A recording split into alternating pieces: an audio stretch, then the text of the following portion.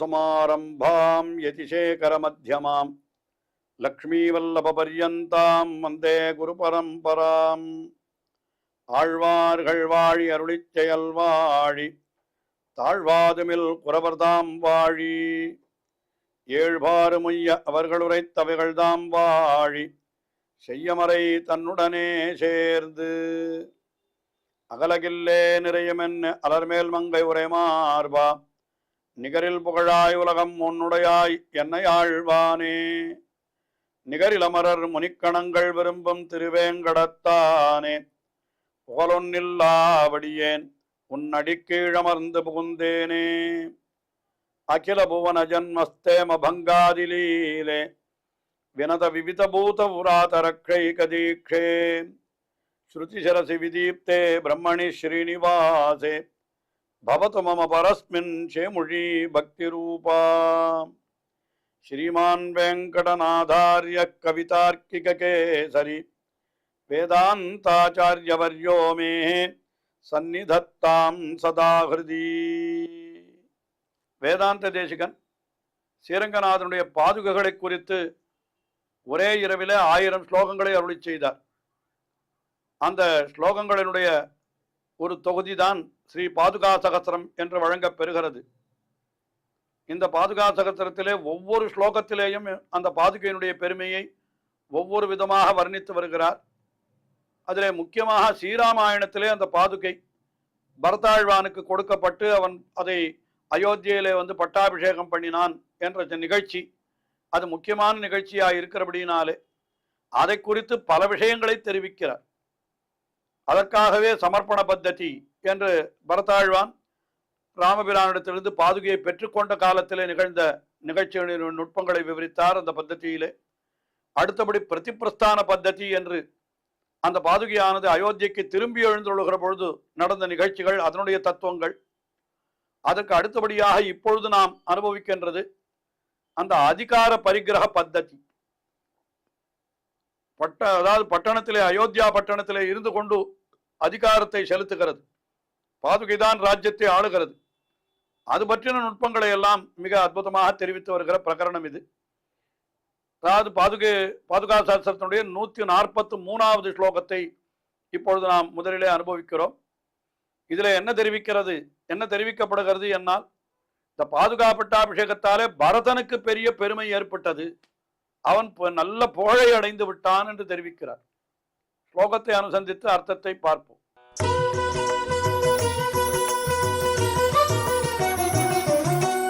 சாம்ராஜ்ய சம்பதிவ தாசஜனோசிதாத்வம் ராமேண சத்யவச்சசா பரதாய தத்தா சத்வாம் நிவேஷ்ய சரணாவனி பத்ரபீட்டே பிருத்வீம் புபோஜ புபுஜே சயசோ விபூதிம். பரதாழ்வான் பாதுகையை எழுந்தொழ பண்ணிக்கொண்டு வந்தான் அல்லவா. ஹே சரணாவனி, பாதுகையே ராமபிரானுடைய திருவடிகளை ரட்சிப்பவளே என்று அவளை சொல்லி, தாசஜனோஜிதா சாம்ராஜ்ய சம்பதிவ, அதாவது அவனுடைய அடியவர்களுக்கு வேலைக்காரர்களுக்கு தகுதியாக இருக்கக்கூடியது சக்கரவர்த்தி பட்டம். உண்மையிலே சக்கரவர்த்தி என்கிறது கூட என்ன தெரியுமோ, எல்லா மக்களுக்கும் இவன் தொண்டு செய்கிறான்.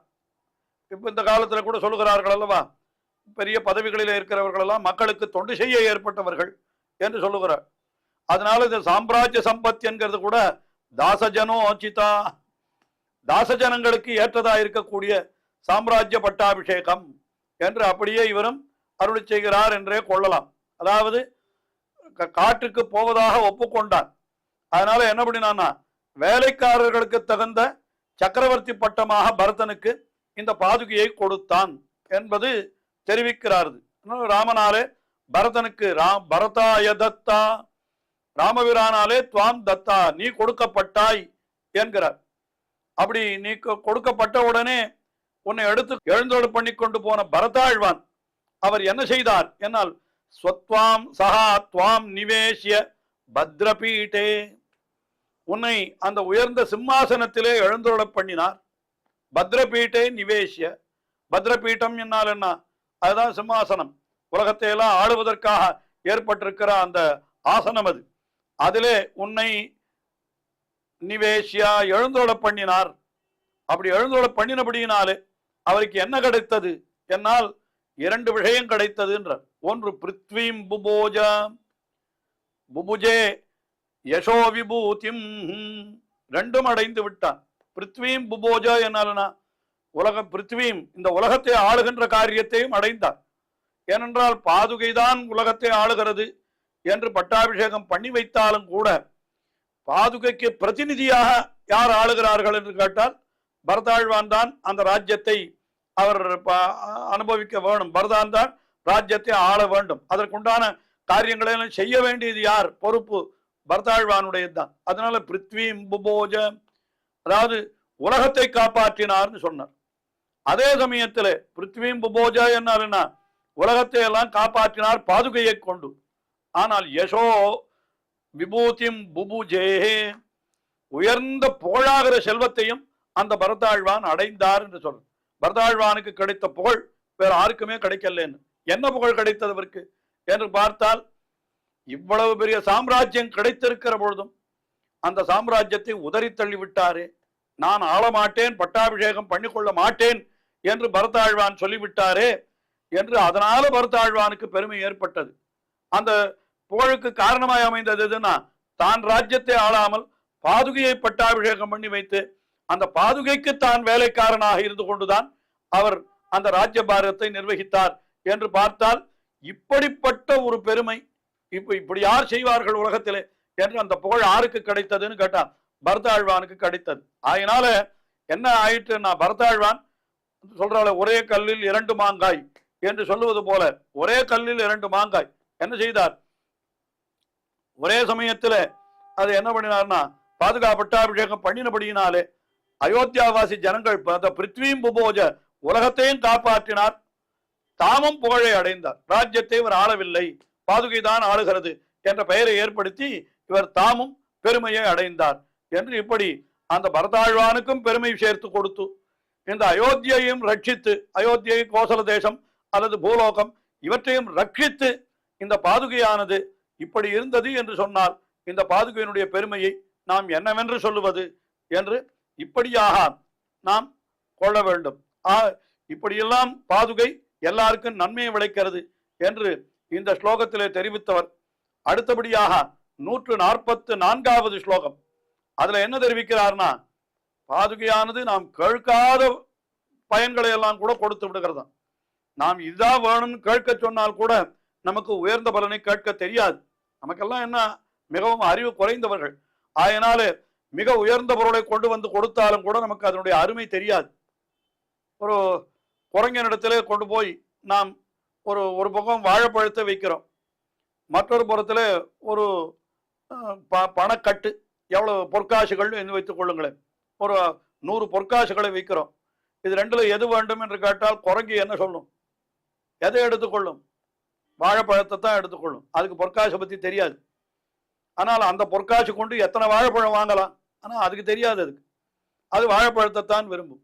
அதை விட உயர்ந்த வஸ்து இது பொற்காசு என்பது அதுக்கு தெரியாது. அது ஏன் என்று கேட்டால் அந்த ஞானம் அதற்கு இல்லை. அதுபோலத்தான் நாமும் கூட நமக்கு சரியான ஞானம் இல்லை நமக்கு. அதனால எதை கேட்க வேண்டும் என்ற இங்க தெரியாமல் நாம் என்ன பண்ணுவோம்? பொற்காசை விட்டு வாழைப்பழத்தை தான் கேட்போம். நம்முடைய மனமும் ஒரு குரங்கு தானே, அதனால அப்படித்தான் நினைப்போம். குரங்கு வேண்டாம், குழந்தை என்று வைத்துக் கொள்ளுங்களேன். குழந்தையின் இடத்திலேயும் கொண்டு போய் ஒரு சாக்லேட்டையும் பணத்தையும் கொடுத்தால் அது எத்தை வாங்கி கொள்ளும்? பொற்காசையும் கொடுத்தால் எனக்கு பொற்காசு வேண்டாம், சாக்லேட் தான் வேணும்னு சொல்லும். அது போன்ற அறிவு குறைந்தவர்களாகத்தான் நாம் இருக்கிறோம். உயர்ந்த பேற்றை பெறுவதற்கு நமக்கு தெரியாது. ஆனால் பாதுகையை ஆராதித்து விட்டால் நாம் கேட்காத உயர்ந்த பலன்களையும் அது தானே தரும் என்கிற அர்த்தத்தை ரொம்ப அழகாக இந்த 144வது ஸ்லோகத்திலே தெரிவிக்கிறார் வேதாந்த தேசிகன்.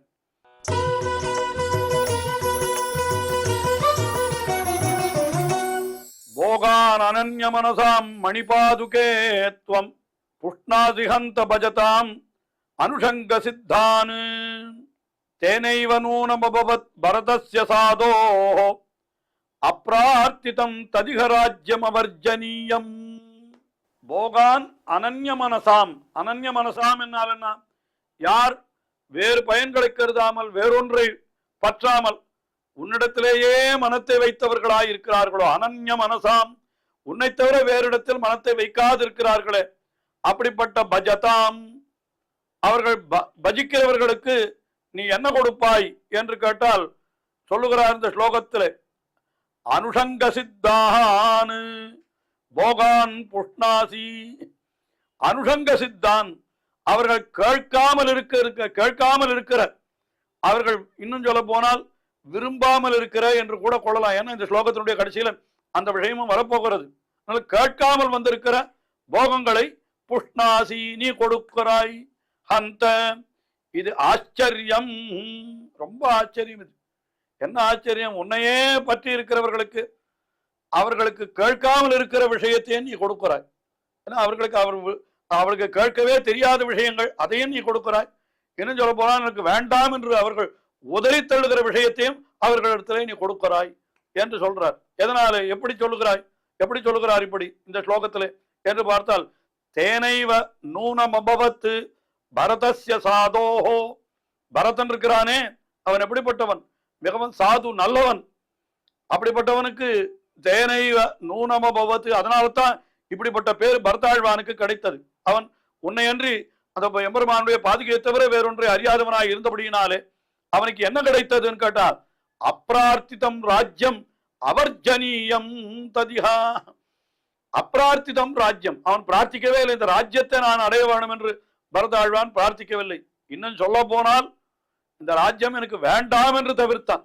கூடவே கூடாது, நான் ராஜ்யத்தை எனக்கு அரசமர்ந்தான் அடிசூடும் அரசையல்லால் அரசாக வெண்ணேன் மற்ற அரசுதானே. எனக்கு ராஜ்யமே வேண்டாம், எனக்கு எம்பெருமானுடைய திருவடி நிலை அதுதான் வேணும். அரசமர்தான் அடிசூடும் அரசு. அடிசூடும் என்னால் அவனுடைய திருவடிகளை தலைமையிலே வைத்துக் கொள்ளுகிற சாம்ராஜ்யம் அதுதான் எனக்கு வேணுமே தவிர மற்ற அரசு அரசாகவே எண்ண மாட்டேன் என்று அதை வேண்டாம் என்று தவிர்த்தான். ஆனால் கடைசியில் என்ன ஆயிடுச்சுன்னா அவனுக்குத்தான் போய் சேர்ந்தது ராஜ்யம். சொல்றாரு இங்கேயும் என்ன சொல்றான்னா, சாதோஹோ மிகவும் சாதுவாயிருக்கிற பரதஸ்ய பரதனுக்கு அப்ரார்த்திதம் பிரார்த்திக்கப்படாமல் இருக்கக்கூடிய என்ன கிடைத்தது? ராஜ்யம், உலகத்தை காப்பாற்றுகின்ற செயல். அது என்ன ஆயிடுது? அவர்ஜனீயம், அது தள்ளத்தகாதது. அது நியாயமா பார்த்தா அவர்ஜனீயம், அதாவது வர்ஜனம் பண்ணணும், அதை விட்டுவிடணும். எனக்கு ராஜ்யம் வேண்டான்னு சொன்னான் பரதாழ்வான். ஆனால் கடைசியில் வேண்டான்னு சொன்ன பரதனுக்கே அது தவிர்க்க முடியாததாய் அவர்ஜனீயம் பபவத்து, அது அவர்ஜனீயம் தவிர்க்க முடியாததாக ஆகிவிட்டது. இப்ப பாதுகையை வைத்து அவன் தான் ராஜ்யத்தை ஆண்டு கொண்டிருக்கிறான். இப்பொழுது மட்டுமல்ல, மறுபடியும் ராமபிரான் வந்த பிற்பாடு ராமபிரான் இடத்துல எல்லா ராஜ்யத்தையும் ஒப்படைத்து விடுகிறான். 14 ஆண்டுகள் கழித்து ராமபிரான் வந்த பிற்பாடு பாதுகையும் ஒப்படைக்கிறான், ராஜ்யத்தையும் ஒப்படைக்கிறான். ராமபிரானுக்கே பட்டாபிஷேகம் பண்ணி விடுகிறார்கள். பண்ணி முடிச்ச பிற்பாடு மறுபடியும் என்ன யுவராஜ்ய பட்டாபிஷேகம் பண்ணி இந்த ராஜ்யத்தை எல்லாம் ராஜாவாக ராமபிரான் இருந்தாலும் அவனுக்கு மூத்த அதிகாரியாயிருந்து அந்த பொறுப்புகளை எல்லாம் தொடர்ந்து நிர்வகிக்கணும். அதுக்கு யாரை நியமிப்பது என்று பார்த்தான். என்ன பண்ணினான்னா மறுபடியும் பரதாழ்வான் இடத்திலேயே கொடுத்தான் ராஜ்யத்தை. நீதான் 14 ஆண்டுகள் நிர்வகித்திருக்கிறாய், அந்த அனுபவம் இருக்கிறபடினாலே தொடர்ந்து நீயே ராஜ்யத்தை பரிபாலனம் பண்ணுவாய். என்ன நானே சக்கரவர்த்தியாய் இருக்கிறேன், ஆனால் எனக்கு கீழே இருப்பவனாய் நீ அந்த ராஜ்யத்தை பரிபாலனம் பண்ணுவாய் என்று சொன்ன உடனே மறுபடியும் பரதனிடத்திலேயே அந்த பொறுப்பு வந்து சேர்ந்தது. இதெல்லாம் எத்தாலேன்னு கேட்டா, பாதுகையை நாம் ஆராதித்து விட்டால், அனன்ய பிரயோஜனமாக ஆராதித்து விட்டால், அந்த பாதுகையினுடைய அனுகிரகத்தாலே நாம் கேட்காத பலன்கள் எல்லாம் கூட நமக்கு வந்து சேரும் என்கிற உயர்ந்த அர்த்தத்தை இந்த ஸ்லோகத்திலே மிக அற்புதமாக, நாம் கேட்காமல் இருந்தாலும் கூட தானே அது நமக்கு வந்து சேருகிறது. எல்லாம் எத்தாலேன்னு கேட்டான், அந்த பாதுகையினுடைய வைபவத்தாலே என்று இப்படி தெரிவித்தார். இன்னும் இது போன்ற அர்த்தங்களை தொடர்ந்து வேதாந்த தேசிகன் வர்ஷிக்கிறார். நாமும் தொடர்ந்து அனுபவிப்போம். ஸ்ரீயக்காந்தாய கல்யாண நிதையே நிதையேர்த்தினாம் ஸ்ரீவேங்கட நிவாசாய ஸ்ரீனிவாசாய மங்களம். ஸ்ரீமத் சுந்தர ஜாமா திருமுனிமான் சவாசினே சர்வலோக நிவாசாய ஸ்ரீனிவாசாய மங்களம்.